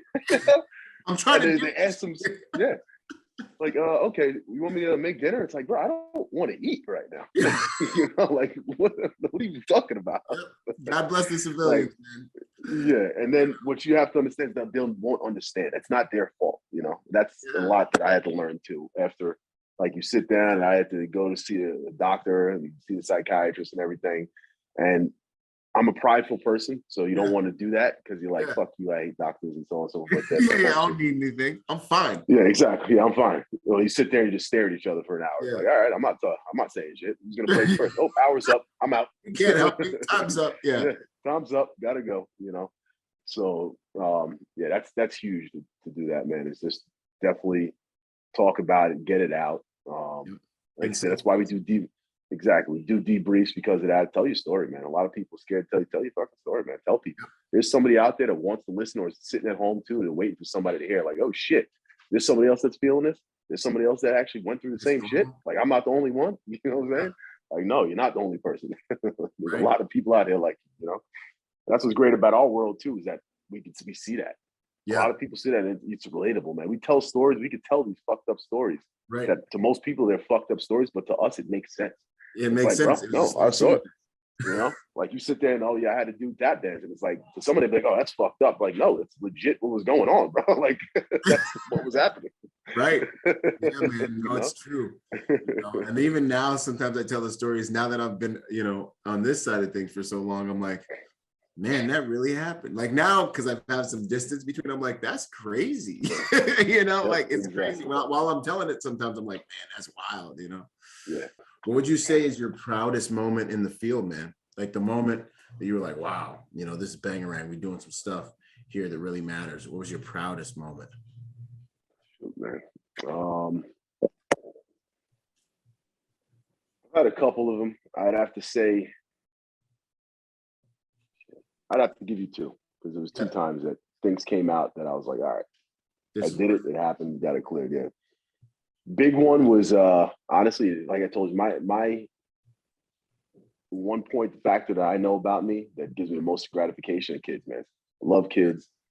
I love just the natural, like, clean version of human beings they are, because they're not tainted in any way at like the age of before like 10, and then after that they're freaking grown-up jobs. But yeah, there was a scenario, man. Me and my partner, this lady was shopping for her kids, single mother, was shopping for her kids, got the kids all new stuff. You know, she was obviously not well off with things. Got them all new book bags. And you know, as kids, you get all excited about that stuff. When we go to school, I got the new book bag and a book. My mom hooked it up, so on and so forth. Some little asshole broke into the car, took their shit, and then like I had nothing. You know what I'm saying? So we were fortunate. Horrible, man. It's like, dude, come on, man. It's a bunch of kids stuff. You know, out of all the stuff you took, was a bunch of kids stuff. Like, dude, come on. So we were able to go in. Our sergeant gave us the thumbs up. Go buy them a bunch of stuff. Just bought them a bunch of stuff. Legit loaded up everything. Gave them everything they wanted, and then like just dumped it off in their car. Like, well, this is here for you. And again, like I told you, I'm behind the scenes type of person, so I like dumping and getting the hell out of there. Like I don't want to take pictures, I don't want to do all that. Like I want to say thank you, get out, like go. Yeah. But I mean, get to see him. The kid came up and you could see the joy in this kid's face. Like this little girl's face was so fucking happy. Like inside, I was like, dude, you better not fucking tear up right now in front of these kids. Yeah. Man up, dog. Man up. The fuck up, bro. No, you better not. You better not do it. Just the joy, the complete joy. Like it was legit, like sincere joy. Not any bullshit. Like, oh yeah, thank you, blah blah. Because I have to say thank you. Like that to me was like instant gratification to me with that. And then another one was a little more fucked up scenario. We had another story. This one I actually thought I was gonna die in this house. This was like legit fucked up. So we got a call, shots fired at this house at South Hayward. It's like, all right, shots fired. You gotta give me more than that. The shots fired every 20 seconds in South Hayward. Yeah. So they're like, all right, shots fired again. Then they're like, confirmed. They got one down in the front lawn. Like multiple people were calling. I was like, all right, this is legit. Okay. So me and my partner pull up damn there at the same time. He pulls up first and he confirms, like, all right, I got one down in the front lawn. Front door's open. And he's crawling at, like, he shot multiple times. So I pull up right after he pulls up, puts this out. So what I see is dude on the front lawn crawling, his hands and knees. He's clearly paralyzed. You can see his back was riddled with bullets. So he's crawling. And as you know, I mean, you want to do first aid on somebody, but you can't. You got to safe the scene. So it's like one of those things like, dude, sorry, but clear him real quick. Make sure he don't have a gun on him. And then we got to go to work. So I come up to the door. I'm holding the door. And as I look in the door, man, I swear to God, it looked like it was one of the worst scenes I ever walked into in my life. It was blood everywhere. Wow. Like blood. If there was a corner of the ceiling, wall, handprints, blood all over the wall, blood all over the floor. And this was just the living room. I didn't even get out of the living room yet. This was just me looking through the living room. It was blood everywhere. Wow. So then I'm looking around and I'm looking at people to see where it is. There's a dude laying face first in the kitchen. Okay. And he's down. He's clearly dead. Okay. And then there's the F&N, the 5.57 rounds all over the place. So I'm like, this is another problem because our vests don't stop these motherfuckers. Yeah. So I'm like, boys, just letting you know, we got rifle rounds all over the place. And if you got tac vests, bring them now. Yeah. Because I didn't get a chance to grab my tac vest out the car. Yeah. So I'm still naked. Yeah. So you're feeling naked. I feel naked at this point. Exactly. I mean, I had one plate in the front, but I'm like, dude, at this point, it is what it is. Yeah. So I'm holding at the front door and I'm waiting for another person to come up. And then that point where everybody trains for, and then it's that HRT situation. Everybody thinks it'll never happen. It happens. I hear a scream in the background. So I hear a scream in the back room, and I'm like, you know what? He's probably back there about to kill another person now. So I had my partner with me. He was a younger kid, just got on brand new, was still wet behind the ears, and he was more timid in the situation. So he was almost like, wait. I'm like, motherfucker, we're going now. I was like, hold that kitchen. I will clear these rooms myself. So I started going to work. I worked through the left, go to the left side of the house. I'm like, bro, don't let anybody shoot me in the fucking back. Yep. Start clearing rooms, and this is the worst fucking scene that you want because it's scary. Not slow and methodical. Solo clearing rooms in a house. Oh, dude, it's fucking terrible. But at that point in time, you're in the zone, you're in a mode, bro. And it's like really find, destroy, and if it's you and him, it's me and you right now. If I go down, you're going down with me. So I'm booting doors, and I'm just waiting for it. Boom, waiting, boom, waiting, boom, waiting, and I got one more, and I was like, better be back here. Yep. Kick the last door. I see a lady, and I almost shot her ass because she starts putting her hand up, but she fucking throws her hands up, and I see clearly she's down. Right. So what had happened was, I guess she was hurt. She was screaming for me to come back here and get her. So I grab her, and I'm still looking because I'm like, this dude could still be back here, girl, whoever the fuck it is. Grab her. Her legs busted up. I don't know how she busted it up, but blood all over the fucking room back there too. And I'm like, bro, what is going on here? I'm not seeing any other body. I'm like, something is missing. This scene is something. Like I'm missing something. There's a link here. Exactly. But at that point, to answer your question satisfaction-wise, being able to go in there and actually rescue somebody like that and to legitimately do it, I mean, she was fighting the fuck out of me. And she's like, oh, my pants are falling. I'm like, lady, fuck your pants right now, bro. We'll leave. Like, no one cares. I don't care if you're butt naked. We are dragged. And then I had to drag her out like the back of the fucking neck. She don't have any rescue fucking straps on us. So I'm fucking making a goddamn rescue straps out of a bra on her shirt. Then I'm just grabbing and dragging her out. We're going. So I grab her out, throw her on the front lawn, and then she's cursing me the fuck out. And I'm like, all right, you're welcome. But either way. I got you. Get her up. Yeah, I got you. That's that right there to me. Exactly. To me, that point right there was like, all right, I did what I had to. I've been trained up for this moment how many fucking times in my life? And I'm like, I didn't think I'd ever have to use it, but I just used it. It did exactly what it was supposed to do. And I got somebody out of there and actually saved somebody that had nothing to do with the scenario. Finish the story. We cleared the house. Dude in the kitchen, I told you space that he's dead. Clearly, took a fucking round right to the heart. Okay. Went and cleared the rest of the house. Pulled him out. The kitchen was full of bullet holes, bro. I don't. It legit looked like there was seven people in there in a gunfight. Is what it looked like. Take him out. Clear the house. We're good. Long story short, what happened was, like I said, I was on the gang unit. We knew this house, the dude that lived there. We knew who it was. So that's what I was expecting to see, but couldn't find him there. Right. He's selling a bunch of dope out of the house. Uh-huh. He has the house rigged with cameras, though. So they tried pulling a dope rip on him. Okay. So these two dudes tried breaking in the house and ripping him off, going to get his shit. What they didn't know is this motherfucker was sitting there locked, loaded, ready to go. So, and that was his mom's house, too, that he was living in. So I guess they went one through the back, one through the front, but this motherfucker was sitting there waiting with a goddamn FN and went to town. Wow. Went to work fast. First dude that we found in the front lawn was the first dude that came through the front door, went back out the front door. So that's why he was all riddled up, because he shot him in the front, and then we went to run with his ass up in the back. His ass was not walking anymore. Dude came in through the back kitchen door. They got into a shootout in there.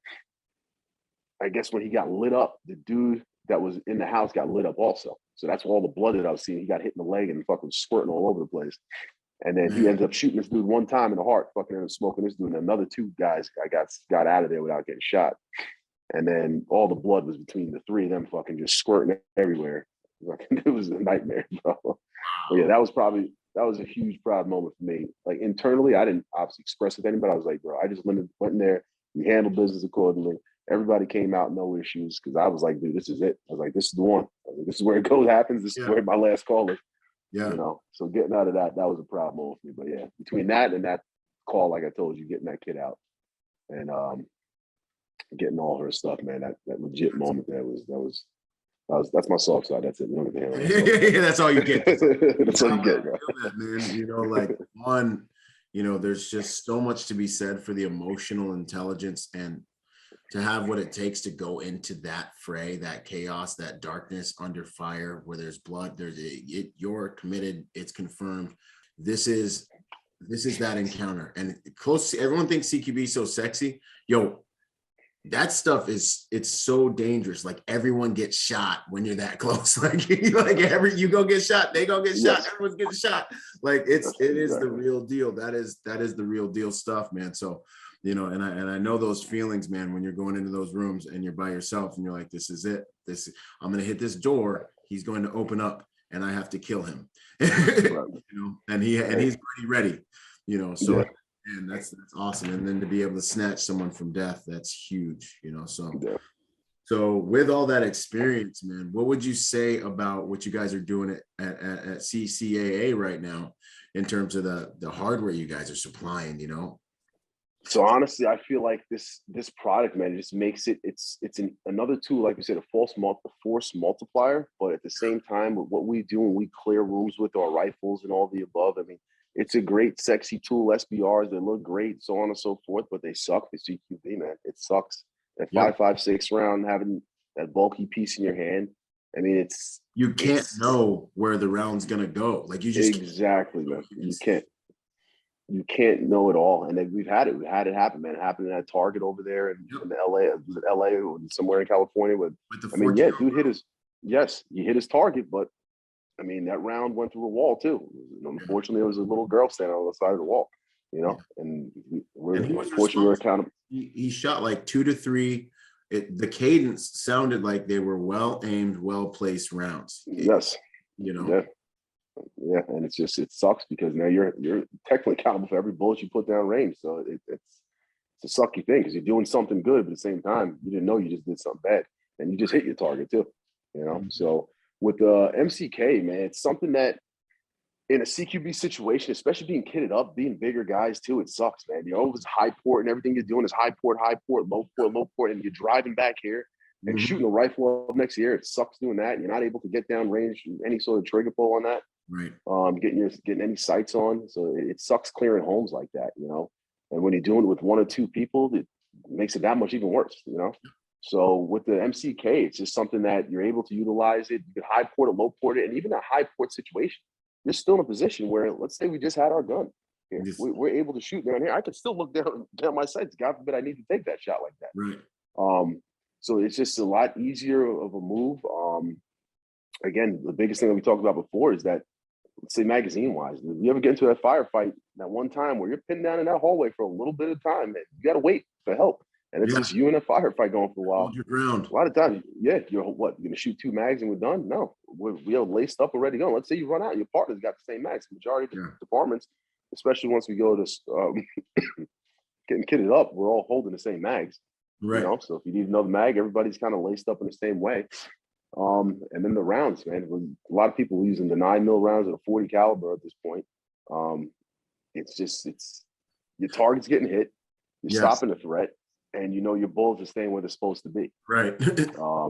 You know, and it's kind of like it's a no-brainer, man. You know what I mean? Like, I've been buying guns and doing things for a long time, so I have a couple that are just sitting in the safe right now that it's like, well, man, I could put this on a platform that's going to make it a much more formidable weapon in an urban environment. You know, I'm going to have a more stable platform to shoot if I have to shoot out and catch some distance. I'm going to have a much more stable platform to run CQB with.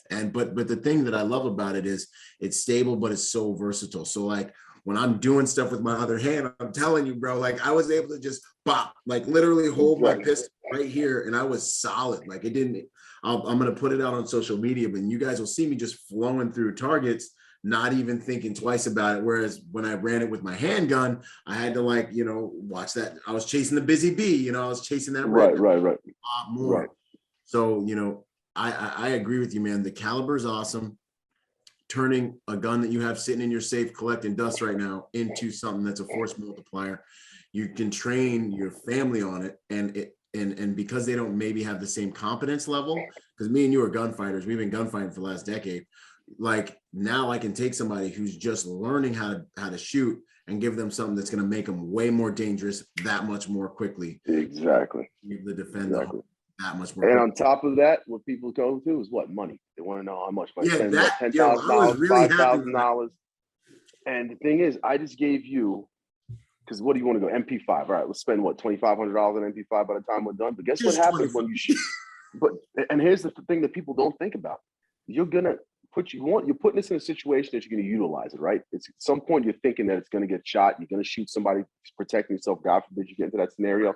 Guess what happens when you shoot somebody? Your gun gets taken away. So that $2,500 gun is going bye-bye. You just threw $2,500 out the door plus the ammo that was in it. That's what people don't think about. Like, oh shit, yeah, I just bought a fucking $10,000 rifle and I smoked somebody. But guess what? Not yours anymore. Bye-bye, $10,000. It's gone. So you're taking a sidearm that, yeah, maybe you spent what, $300-400 on it. You spend another $250-300 on this. That's $600. Okay, I could live with that. You know, I could live with it. It did its job. Yep. Cool. We're good.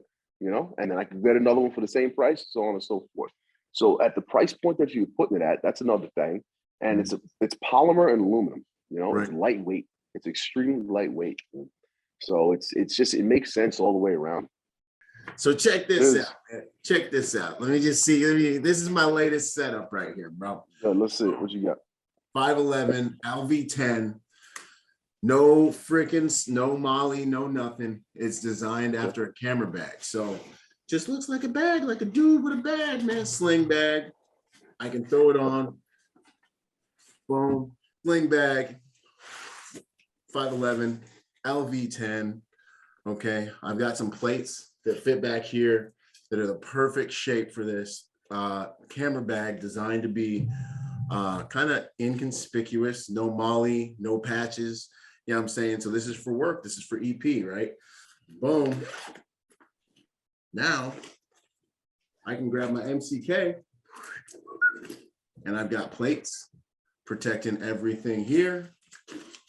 Boom. And I'm in the fight and I've got a Glock and I've got a light. Woo! And I got the paddles right here for a little bit more support. Bop, bop, bop, bop, bop. There you go. I threw a right-on optic on top of it, and I got backup irons. Like, you can't tell me this isn't awesome. And this is why I joined forces with these guys for home defense, for your guys working at the residence. And this is just like you know all the technicalities, but just like this, if I have to do something with one hand, I'm running just like this. And it's just, it's way more secure than having to run a pistol like this. But I can still run this fully extended if I need to. You know, I'm rolling, if I'm moving through a tight space, I mean, I can do anything I need to do with this thing. So I've been really impressed, man. And I performed great with it at the competition. And then obviously, you know, the round capacity you can work with when it comes to Glock mags and all that stuff. But you guys make micro conversion kits for basically every pistol I think I've seen on the market almost. Yeah, we're and if we don't have it, we're probably in the process of making it at this point. CZs, all the Glocks for the most part. SIG, the 320, we're working on the X series right now, but it's the big thing with the SIG too. It's hard to keep up with this market, man. Every time they put out one model, there's another model out. You know, it's like another one, then another one. So Springfield, Smith & Wesson, Ruger, F&N we're gonna be working on. Koenig, we got a model coming out for. We're gonna do a Desert Eagle 50 cal, which I'm excited to do that. I want exactly. Yeah, woo is right. Can't wait to test that one out. Yep. Trying to think, what am I missing here? The Polymer 80s. We've got a model for them also. Nice. But yeah, I mean, we have a ton of models for these chassis to fit. And then the beautiful thing, like you were saying before, you could literally dress this thing up as you please. You know, it's got a 3/4 inch Picatinny rail on the top and then 2 on the sides. And you can legit dress this thing up as you please. You want to throw thermals on it, throw thermals. You want to throw IR, throw an IR. You know, you want to throw your magnifier, you can do anything. I mean, it's got the additional mag, like you showed before. It's got the flashlight, you put a laser on it. I mean, you can legit dress this thing up as you want.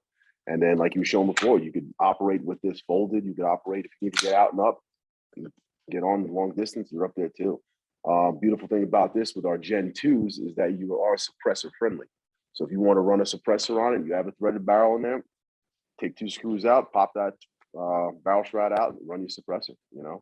So it just makes sense all the way around. Home defense, your personal use for recreation, and then if you attack world, it makes sense too. You know, it's just something that a lot of people know about it, but not enough people know about it. Exactly.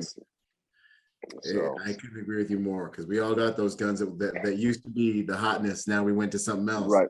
It's just sitting there, you know, and it's like, yo, there's still so much you can do for a really, really, really accessible price point. The barrier to entry is like ultra low. I was so happy when I heard how much y'all were charging for these things. Everyone should have one. There should be one in every house in America. Every EP team should have a few of them in the locker on residence. Because this is ideal for doing what we're doing in an urban environment inside buildings, 100%. Yeah. So it's easy, man. It's an easy thing. And then ergonomically too. I mean, just to fit up front. It's Mr. Hartman, the owner of the company. He was Israeli Special Forces. He's now retired lieutenant colonel. And he molded his hand to this. Like legitimately, ergonomically, it just fits. You put your finger on that the thumb rest, like you did before, and I don't have to tell you how to hold it. Yeah, naturally, your mind just snaps into it. That's the beautiful thing about this, you know.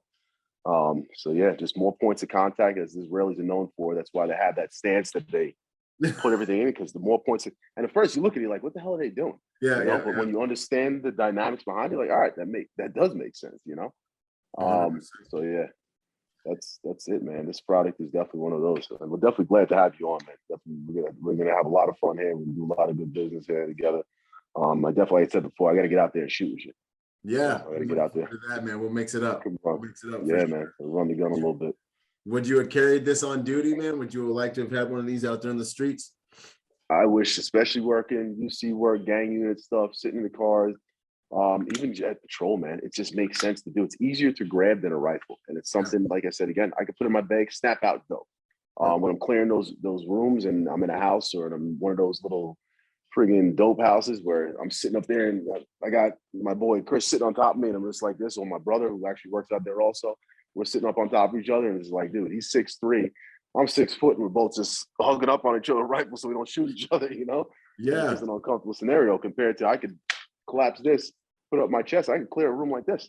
Yeah. You know, I don't have to worry about anything working this back here. So yeah, man, I wish I did. I honestly wish I did. And that's the market that we're pushing a lot of law enforcement also to get involved in it and get them on the job, man. Another thing too, you go to the city, you go to the higher ups. I'm not telling you I need $2,500 a unit, $3,000 a unit. I need whatever my price point is, a couple $100, and we're good to go. Yep. You know? I can set up All you do. a whole team up with this. Yeah. That. Yeah, it makes sense, man. It makes sense. I love it. Yeah. Yo, that's what's up, man. So yeah, the partnership makes sense. The gear makes sense. I want to get these in the hands of everybody who's serious about protecting. 100%. So let's see here. Favorite quote, favorite mantra, saying. It takes a community, man. It Yeah. takes a community. That's it. It's simple as that. It takes community. Whatever community may be that you're in, it takes a community. You're never just an individual, you know? Okay. It's never just an individual way to get through this world. So I love it. that's it. It takes a community. Contribute to your community. If you know what I'm saying, be that person that makes your community better. A habit that you think protectors should look at that makes them better people or better protectors. Training, man. Just keep training. Yeah. Train as hard as you can every time, like it's going to be the last time. Yeah. I feel like a lot of times we train, and I'm guilty of it, all one and the same. You take that one day, you're like, you know what? I'm going to take this second off of the hour. That's that second you're going to need. Yeah. And it's going to pop up. You're going to be like, in that time of need, you're like, God damn it, I should have done it. You know, I should have done this. This is exactly what they were talking about. It's like when your mom or your dad told you back in there, I told you. I told you what's going to happen. You know, but yeah, training, man, especially these days with what we're dealing with in the world we're living in right now. I think training is huge. You got to train. Keep training, not just physically, mentally, spiritually, whatever it is you believe. Get out there, man. Get that mind right. But physically, get out there, man. Exercise. Don't wait till the moment and then be like, all right, now I'm going to put myself in position. Hopefully I can fuck this dude up. Hopefully I can survive this fight. You know, no, train like somebody's coming to get you because they're coming to get you. You know, you don't know when they're coming, but they're coming. You know? Yeah, and hopefully it never happens, but it may.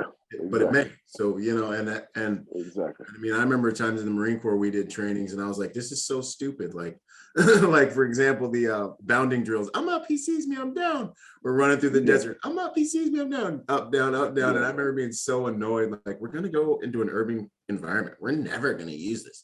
We're all sitting there talking crap, our little PFCs, like we know what we're talking about. Sure enough, bro, we take fire in the middle of the dang desert. What are we doing? I'm up, he sees me. We're sitting there. Exactly. And I remember I came over the radio like, can you believe we're actually doing this right now? Actually doing this? Yeah. Right after that. No, that's what's up, man. I love it. The commanding officer was probably sitting there like, yeah, told you so. Yeah, exactly. Yo, after the dust settles, man, when it's all said and done, how would you like to be remembered? This is a good man, bro. Hard-working good man. That's it. I don't need to know. You don't need to know my name, honestly. Just a hard-working good man, you know. And know that I did something in this life that made somebody better. You know, it might not be 10 people or 100 people, but if you do it for one, that one person will spread it on to 5, and it's contagious at that point. But you know, to know that I did something good in this world, that's definitely held a positive impact on somebody's life, whatever it may be. That's the good stuff, man. What are you up to these days? Where can people find you, Aaron? You know? But man, I'm out here in South Florida now. I'm a retired old man. That's where I'm at. In America, man. I'm still in Cali. Yeah, that's it. Get out of Cali, man. Get the hell out of here. It's a matter of time. Yeah, get a better place. Yeah, I'm out in South Florida now, man. Yeah, when I retired, I moved to South Florida. I'm working with CAA now. I do a lot of traveling, obviously, with work and everything and getting out and about. But yeah, most of the time I'm just hanging out down here with my dogs, my family, at the range. I'm at the gym. That's what I do, man. That is life. Yep. So if you want to get in contact with me, you can reach out to me, my email, everything like that. We'll go sending emails and everything over. Yeah. So my email is all right, cool. So we'll throw everything in the link and we'll put all that in there. If you want to get in contact with me about the MCKs, you just want to talk life, whatever it may be, I'm down to shoot with whoever, you know, I'm down to network with everybody. So if anybody has any questions, reach out to me. But yeah, South Florida hanging out. That's where I'm at now, catching the sun. Not too much sun, but just a little bit. Black people, man. Yeah, I don't need. We ain't trying to get all extra dark, you know. Yeah. That's funny.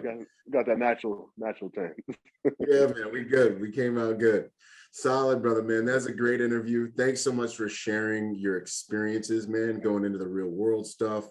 Thanks so much for helping bring this product to protectors. I think there are a lot of guys and girls out there that need this stuff, and hopefully will never need this stuff, but should have this stuff in case they need this stuff. So It's an honor, man. So if you guys don't got one of these, get one of these. It's a force multiplier. You will be so happy when you open the package and you see what this thing is, and then you instantly will understand your capabilities with your firearms once you pick this thing up, especially if you're a shooter. Great thing to train the youngins on, all that stuff, man, and great thing to have, on your teams. So I stand by it. I ran mine and I was really impressed, and there's going to be so much more good stuff coming down range. So it's an honor, brother. Thanks so much. Once again. Man. I appreciate it again, man. Thank you. Yo, if you're a private security professional wanting to take your game to the next level, go to executiveprotectiontrainingday.com to check out my personal success package for private security professionals. Check it out, executiveprotectiontrainingday.com. And remember, y'all, hard skills do save lives, but soft skills get you paid. Boom.